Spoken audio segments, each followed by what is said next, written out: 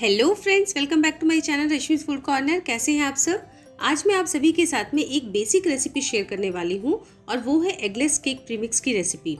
अक्सर लोग मार्केट से केक प्रीमिक्स लेकर आते हैं और उसमें कई तरह के प्रिजर्वेटिव मिले होते हैं। इसके लिए आज मैं आपको एक नहीं, दो नहीं, तीन तरह के केक प्रीमिक्स की रेसिपी दूंगी जिन्हें आप बनाकर रख सकते हैं और जब मन करे तब उसे बेक करके एंजॉय कर सकते हैं। और साथ में एक छोटी सी सीक्रेट रेसिपी भी शेयर करूंगी जो केक को सॉफ्ट और स्पॉन्जी बनाने के लिए सभी का जानना बहुत ज़रूरी होता है। तो चलिए फिर फटाफट से बनाते हैं। तो सबसे पहले हम उस सीक्रेट रेसिपी को देखेंगे जिससे केक स्पॉन्जी और सॉफ्ट बनता है, तो वो है केक फ्लावर। तो सबसे पहले हमें केक फ्लावर बनाना पड़ता है, तो उसके लिए आज मैं सारे मेजरमेंट्स मेजरिंग कप और मेजरिंग स्पून से देखूंगी। तो यहाँ पर मैंने 3 कप ऑल पर्पस फ्लावर या मैदा लेंगे। इसको देखिए मेजर इस तरीके से किया जाता है, ये पूरा लेवल तक लेना पड़ता है, तो इस तरीके से लेवल करेंगे। और ये 1 कप मैदा मैंने मेजर किया, इसको एक बोल में डाला। और सारी चीज़ें अगर हम एक्यूरेट मेजर के साथ लेते हैं, मेजरमेंट के साथ में लेते हैं, तो क्या होता है केक बहुत ही परफेक्ट बनता है। तो ये दूसरा कप भी मैंने मेजर किया। और केक बनाते समय सारी चीज़ें हमको इस तरीके से लेवल करके ही लेनी होती है, ना तो ज़्यादा भरी होनी चाहिए ना तो कम होना चाहिए। तो ये मैंने 3 कप ऑल पर्पस फ्लावर ले लिया है। अब इसमें से मैं 3 टेबलस्पून मेजर करके इसमें से मैदे को बाहर निकाल लूँगी। तो चूँकि हम 3 केक प्रीमिक्स बना रहे हैं इसलिए मैंने 3 कप फ्लावर लिया है और इसमें से 3 टेबलस्पून मैदा इस तरीके से मेजर करके बाहर निकाल दिया।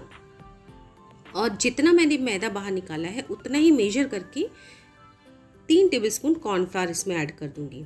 ये देखिए इस तरीके से 3 टेबलस्पून मेजर करके लेवल करके मैंने इसमें ऐड कर दिया और इसको अच्छे तरीके से मिक्स करेंगे। तो ये हमारा केक फ्लावर बनके रेडी हो गया है। इसे आप 2 से 3 बार छान लीजिए जब आप केक बनाने चलेंगे, क्योंकि इसको 2 से 3 बार छानना ज़रूरी होता है। अब हम सबसे पहला प्रीमिक्स रेडी करेंगे वनीला। तो आज मैं सारे केक प्रीमिक्स ग्राइंडिंग जार में बनाना बताऊंगी। इसके लिए मैंने ये ग्राइंडिंग जार लिया और इसमें 1 कप केक फ्लावर डाला। तो जो अभी हमने 3 कप बनाया था उसमें से 1 कप केक फ्लावर मैंने निकाल के इसमें ऐड कर दिया। और ग्राइंडिंग जार में इसलिए बनाना बता रही हूँ क्योंकि जनरली मिक्सी सभी के पास में होती है, परंतु जो इलेक्ट्रिक बीटर होता है वो सबके पास में नहीं होता है, तो इसमें बनाना बहुत आसान होता है। साथ में 2/3 कप पाउडर शुगर ऐड की। चीनी आप अपने हिसाब से कम ज़्यादा ऐड कर सकते हैं, पर इतनी क्वांटिटी परफेक्ट होती है। साथ में 2 टेबलस्पून मिल्क पाउडर ऐड किया, 1 teaspoon baking powder, ½ teaspoon baking soda, साथ में 1/4 चम्मच साइट्रिक एसिड ऐड किया। ये ग्रॉसरी शॉप या बेकरी शॉप में आसानी से मिल जाता है, पर ये अगर आपके पास में नहीं है तो जब आप केक बना रहे हैं तब उसमें विनेगर डाल सकते हैं और या तो फिर नींबू का रस भी ऐड कर सकते हैं। और साथ ही साथ में जितना साइट्रिक एसिड उतना ही मैंने नॉर्मल सॉल्ट ऐड किया। और फिर उसमें 1 टीस्पून वनीला लिक्विड एसेंस डाला। अगर आपके पास में वनीला पाउडर फ्लेवर का एसेंस है तो वो भी डाल सकते हैं। अब इसको मैंने बिल्कुल अच्छे तरीके से ग्राइंड कर लिया है और इसको अब हम छान लेंगे। तो इसे छानना बहुत ज़रूरी होता है केक बनाने के पहले, जिससे कि इसमें एयर ट्रैप हो जाती है।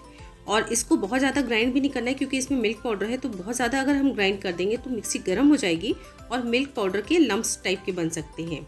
इसलिए ध्यान रखिएगा, बहुत ज़्यादा ज़रूरत से ज़्यादा देर तक इसको नहीं चलाना है मिक्सी को। तो ये देखिए मैंने इसको छान लिया है और ये हमारा बहुत ही बढ़िया वनीला केक प्रीमिक्स बनकर रेडी हो गया है। देखिए कितना परफेक्ट बना है। और इसको मैं एक बोल में निकाल लूँगी। इससे आपका जब मन करे तब आप इससे केक बना सकते हैं। इसे बनाकर आप स्टोर करके आराम से 2 महीने तक रख सकते हैं। पर चूंकि मैंने इसमें लिक्विड एसेंस डाला है तो मुझे तो जल्दी बनाना है। अगर आप पाउडर एसेंस डालते हैं वनीला का तो आप इसे आसानी से स्टोर करके रख सकते हैं। तो ये हमारा फर्स्ट केक प्रीमिक्स बनके रेडी हो गया है, जो बिल्कुल बेसिक केक प्रीमिक्स है। और अब हम हमारा दूसरा केक प्रीमिक्स तैयार करेंगे जो है चॉकलेट केक प्रीमिक्स। ये सभी का फेवरेट होता है। तो इसके लिए भी मैंने ग्राइंडिंग जार लिया, उसमें 1 कप केक फ्लावर ऐड किया। जो अभी हमने बनाया था 3 कप, उसमें से 1 कप केक फ्लावर इसमें ऐड किया। और साथ ही साथ में 2/3 कप पाउडर शुगर ऐड की। ये देखिए, तो सारी चीज़ें मेजर करके लेना बहुत ज़रूरी होता है अगर परफेक्ट केक बनाना है तो। साथ में 2 टेबलस्पून मिल्क पाउडर ऐड किया। और चूंकि चॉकलेट केक है तो कोको पाउडर तो डालना ही है, तो इसमें 3 टेबलस्पून कोको पाउडर या फिर 1/4 कप कोको पाउडर ऐड किया। साथ में 1 teaspoon baking powder, ½ teaspoon baking soda, 1/4 teaspoon citric acid और 1 चुटकी या 2 चुटकी सॉल्ट ऐड करेंगे। और अब इसको बंद करके अच्छे तरीके से मिक्स कर लेंगे।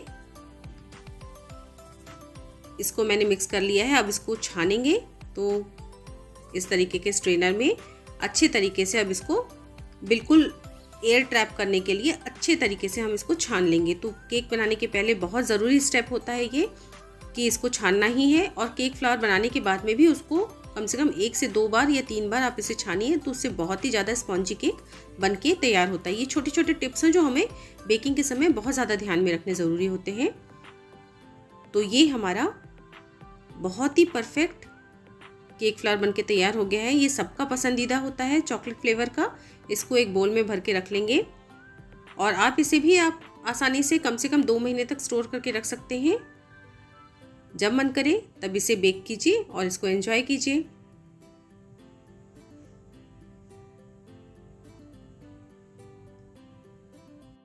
और दोस्तों, अब हम बनाने वाले हैं delicious and everyone's favourite red velvet cake premix.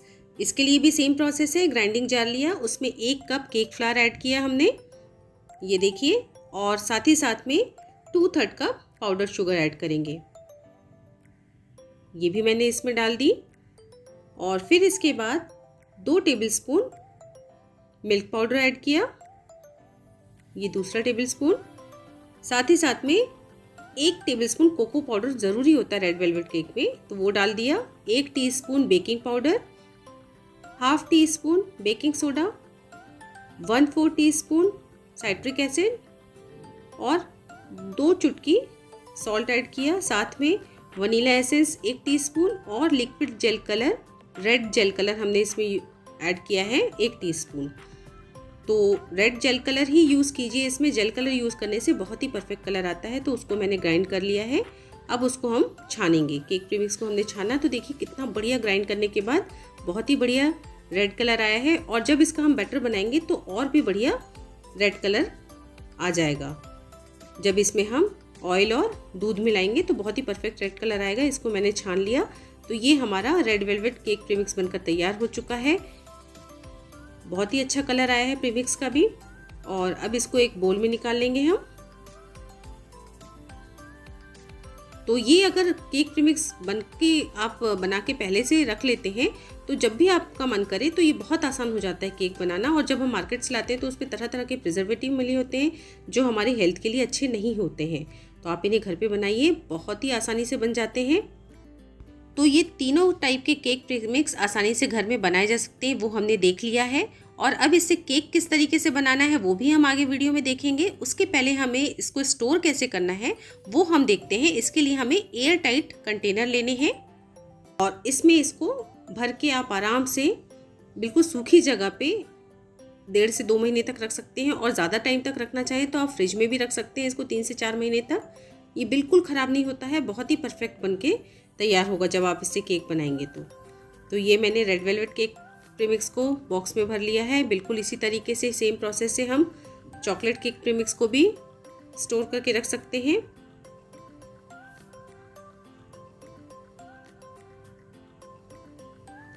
ये देखिए, बस इसमें ध्यान देना ज़रूरी ये है कि बिल्कुल एयर टाइट बॉटल या कंटेनर होना चाहिए, तभी ये बहुत अच्छे तरीके से स्टोर होता है, बिल्कुल भी ख़राब नहीं होता है। इसी तरीके से मैंने वनीला केक प्रीमिक्स को भी बॉटल में भर लिया।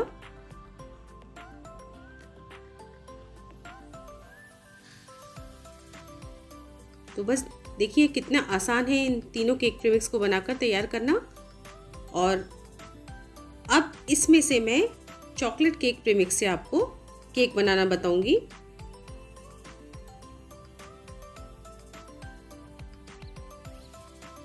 इसके लिए मैंने 1/4 कप ऑयल लिया है एक बोल में, और साथ में आधा कप हल्का गरम ल्यूकवार्म मिल्क लिया है।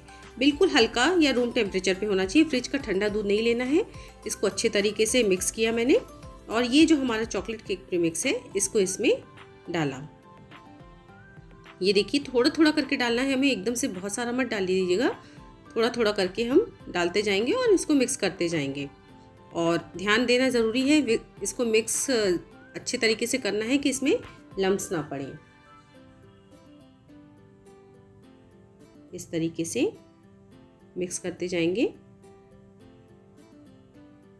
तो ये मैंने सारा केक प्रीमिक्स डाल दिया है इसमें। अब ये चूंकि इसके बाद काफ़ी गाढ़ा सा लग रहा है तो इसमें थोड़ा थोड़ा दूध हम मिलाते जाएंगे। तो दूध एकदम से नहीं डालना है, थोड़ा थोड़ा क्वांटिटी में मिलाते जाना है। जितनी ज़रूरत हो उतना ही दूध डालना है। ये देखिए इस तरीके से मैंने थोड़ा सा दूध डाला और इसको मिक्स किया और ये हमारा बैटर बन के तैयार हो रहा है, पर थोड़ा सा गाढ़ा है तो मैंने थोड़ा सा दूध और डाल दिया इसमें। तो बस अब हम इसे अच्छे तरीके से मिक्स करेंगे और हमारा केक बैटर बन के तैयार हो गया है। तो देखा ना दोस्तों, अगर हमारा केक प्रीमिक्स पहले से बना होता है तो हमारे लिए केक बनाना बहुत ही आसान हो जाता है। और इस तरीके की रिबन लाइक कंसिस्टेंसी तक हमें इसमें दूध मिलाते जाना है और हमारा ये बैटर बन के तैयार हो चुका है। और इसके पहले ही मैंने ये केक टिन तैयार करके रखा है, इसमें ऑयलिंग करके और इसमें बटर पेपर लगा के। तो ये स्टेप पहले ही कर लेना ज़रूरी होता है। इसमें मैंने सारा बैटर डाल दिया और इसको फिर हम थोड़ा सा टैप कर लेंगे, जिससे इसमें कोई एयर बबल्स वगैरह हैं वो रिमूव हो जाएंगे। और इसको प्री हीटेड अवन में हम इसे 180 डिग्री पे कम से कम 25 से 30 मिनट तक बेक कर सकते हैं, या फिर कढ़ाई में बेक कर सकते हैं कम से कम 30 मिनट तक। तो मैंने इसको बेक कर लिया है और ये देखिए आसानी से ये बिल्कुल डीमोल्ड हो गया है। बहुत ही परफेक्ट केक बनकर तैयार हुआ है और आसानी से ये बटर पेपर भी इसमें से निकल आया।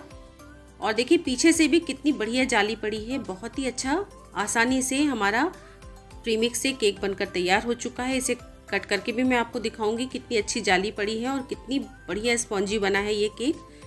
तो इस प्रीमिक्स की रेसिपीज़ को ज़रूर ट्राई कीजिएगा। बहुत ही आसान रेसिपी है। आप इसको फिर बिल्कुल बर्थडेज पे बना सकते हैं। इसके ऊपर आइसिंग कर सकते हैं, क्रीम लगा सकते हैं, जो भी फ्रॉस्टिंग चाहे वो आप लगा सकते हैं। तो ये हमारा चॉकलेट केक बनकर तैयार हो गया है। तो ये रेसिपी आपको कैसी लगी? अगर अच्छी लगी हो तो ज़्यादा से ज़्यादा लाइक और शेयर कीजिए। साथ में अगर आप मेरे चैनल पे पहली बार आए हैं तो सब्सक्राइब के बगैर बिल्कुल भी मत जाइए। साथ में बेल बटन भी ज़रूर दबाइए, जिससे आपको मेरी आने वाली रेसिपीज़ की नोटिफिकेशंस मिलती रहेंगी। तो फिर मिलते हैं मेरी एक अगली और नई रेसिपी के साथ। तब तक के लिए बाय बाय।